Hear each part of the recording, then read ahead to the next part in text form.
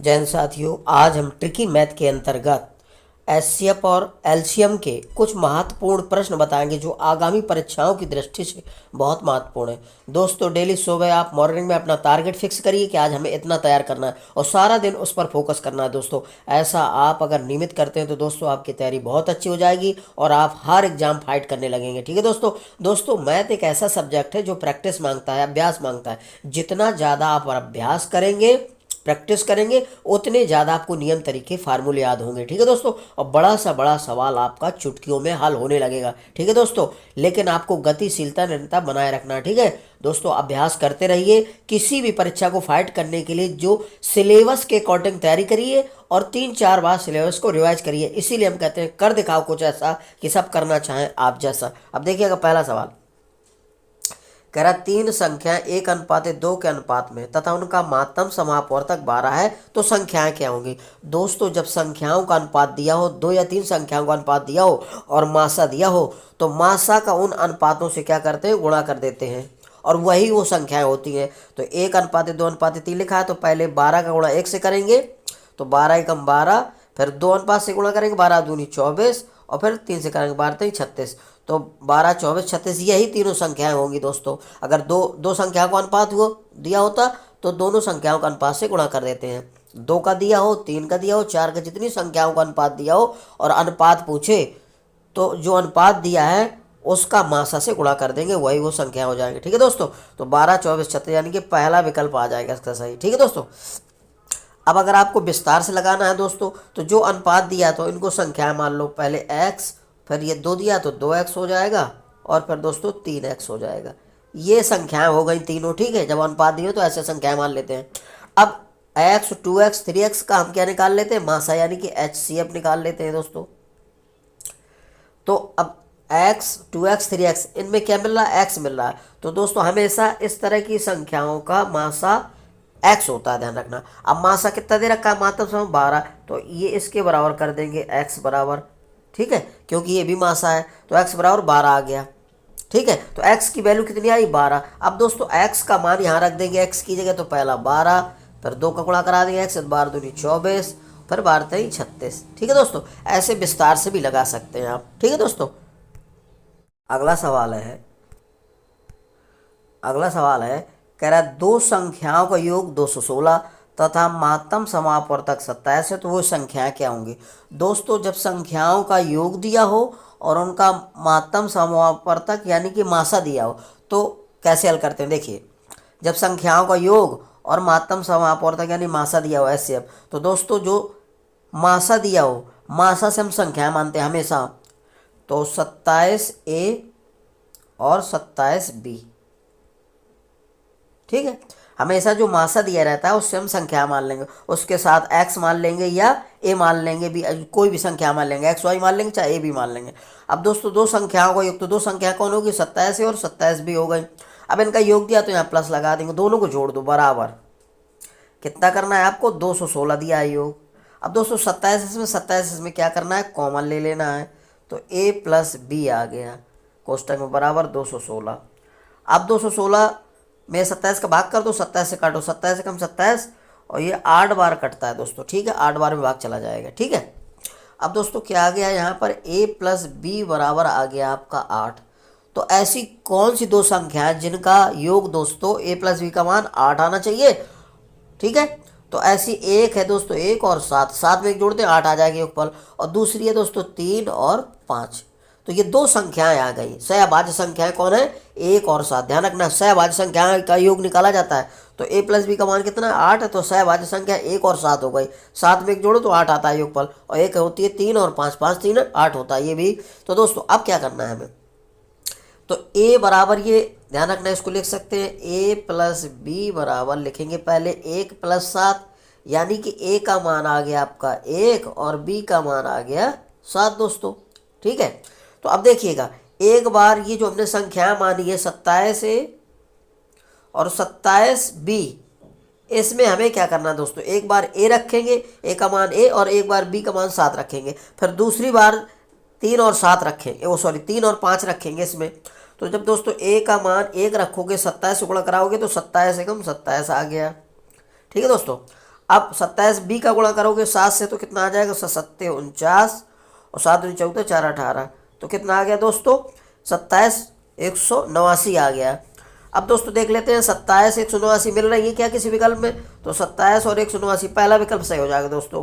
ठीक है, अगर ये ना मिलती संख्या है तो अब हम ए की जगह 3 रखते और 5 रखते बी की जगह, तो ए और ये 27 है और 27 बी की जगह 3 और 5 रख देते बी का मान, तो दूसरी संख्या आ जाती है दोस्तों। हमें 2 संख्या ज्ञात करना है, तो ये मिल गया, तो अब इस 3 और 5 रखने की कोई ज़रूरत नहीं। ठीक है दोस्तों, ध्यान रखिएगा।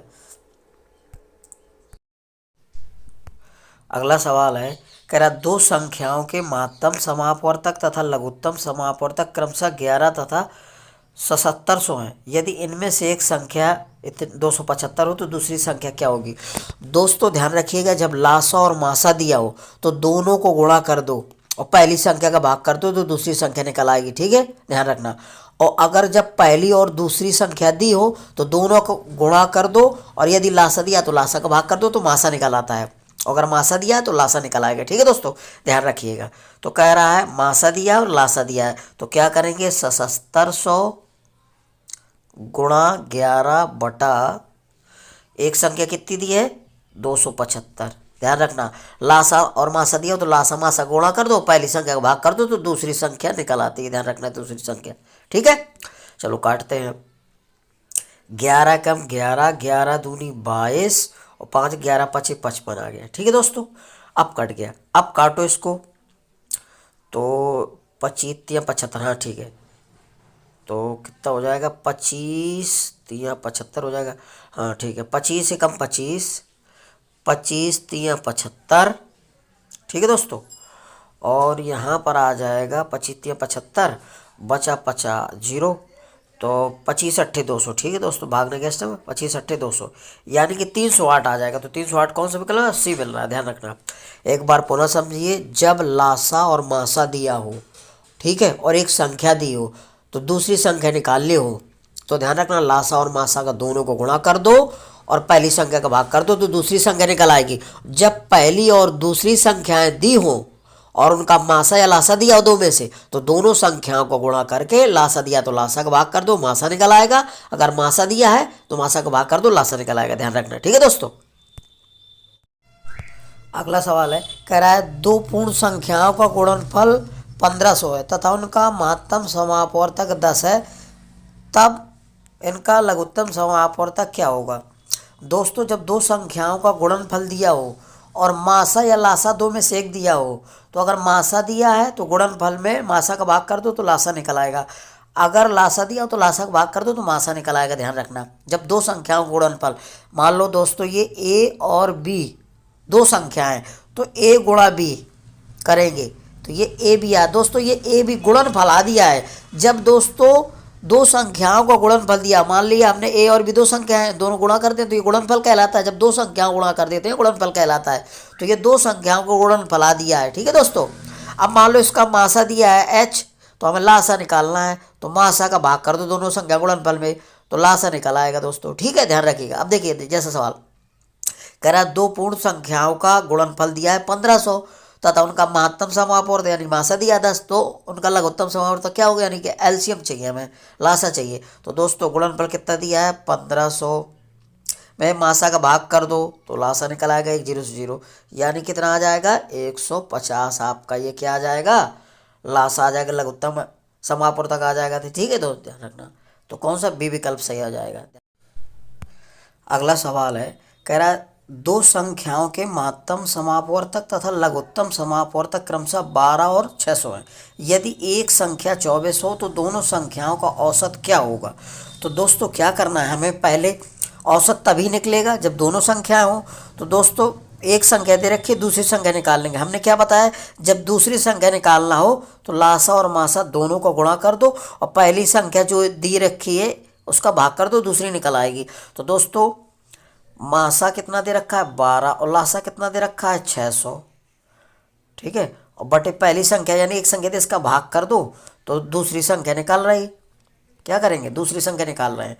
तो 12 एकम 12, 12 दूनी 24, 2 एकम 2, 2 3 6, यानी कितना आ गया 300 आ गई। तो दूसरी संख्या दोस्तों कितनी आ गई, 300 आ गई। ध्यान रखना, जब लासा और मासा दिया हो तो दोनों को गुणा कर दो, पहली संख्या का भाग कर दो, दूसरी निकल आती है। तो दूसरी संख्या 300 आ गई। अब हमें निकालना दोनों संख्याओं का औसत। तो दोस्तों पहली संख्या कितनी दी है, 24 दी है, और दूसरी कितनी दी है, 300। तो औसत बराबर क्या होता है दोस्तों, औसत बराबर होता है सभी संख्याओं को योग बटे कुल संख्या। तो पहली संख्या प्लस दूसरी संख्या यानी कि 24 प्लस 300 बटा 2, यानी कि ये आ गया 324।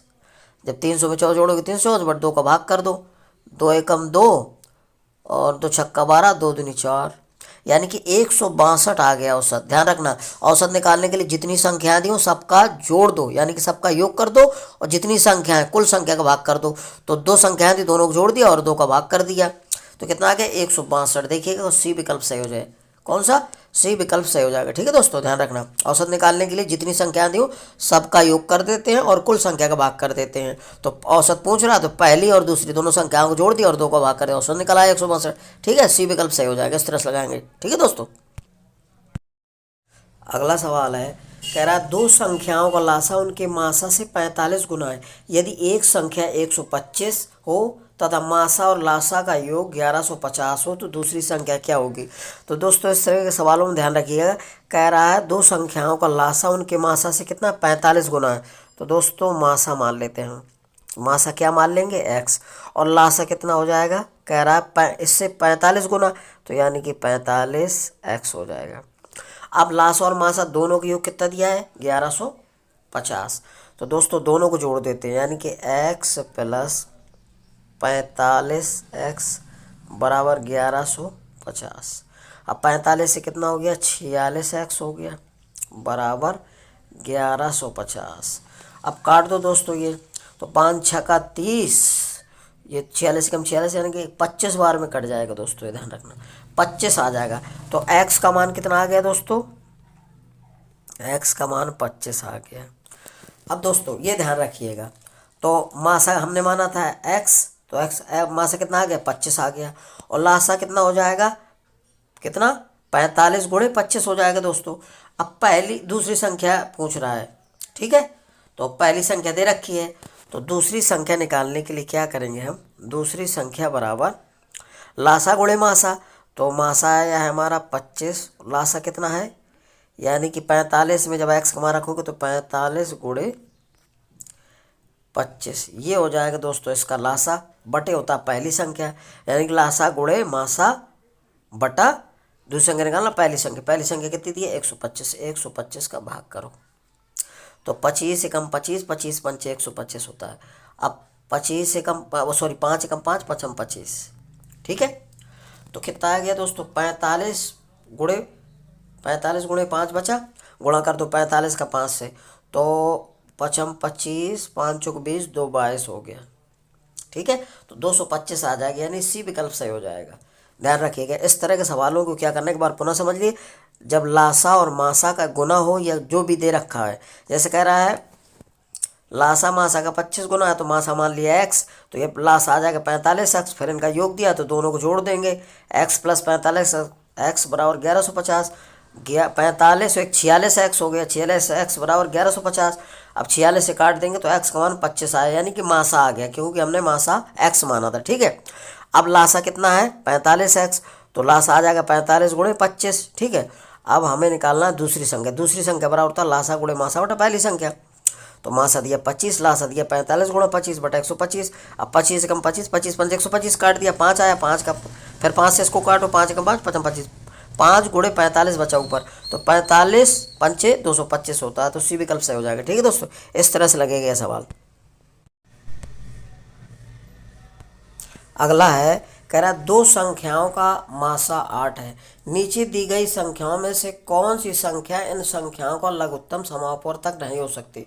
तो दोस्तों ध्यान रखिएगा, हमेशा मासा हमेशा लासा को विभाजित करता है, ठीक है, सभी संख्याओं को काटेगा, जो लासा होगा काट देगा, ठीक है। यानी कि मासा का भाग जिस संख्या में ना जाए, दी हुई संख्या जो विकल्प में होती वही संख्या हो जाएगी, ध्यान रखना। कह रहा है दो संख्याओं का मास 8 है, नीचे दी गई संख्याओं में से कौन सी संख्या इन संख्याओं का लघुत्तम समापवर्तक नहीं हो सकती।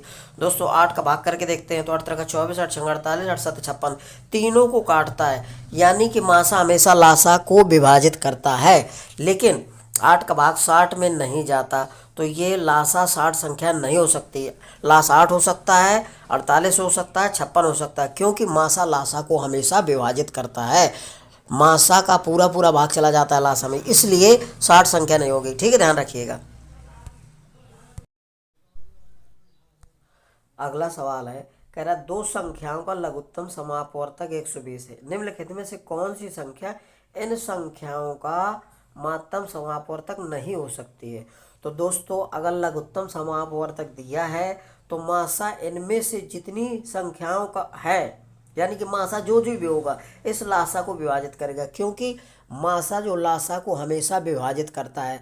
तो देख लेते हैं किस किस से ये विभाजित होता है और किससे नहीं होता। तो दोस्तों पहला मासा 8 है, 8 का भाग करेंगे तो 15 × 120 ये विभाजित है, 12 धाम 120 ये विभाजित है, 24 पंच 120 ये विभाजित है।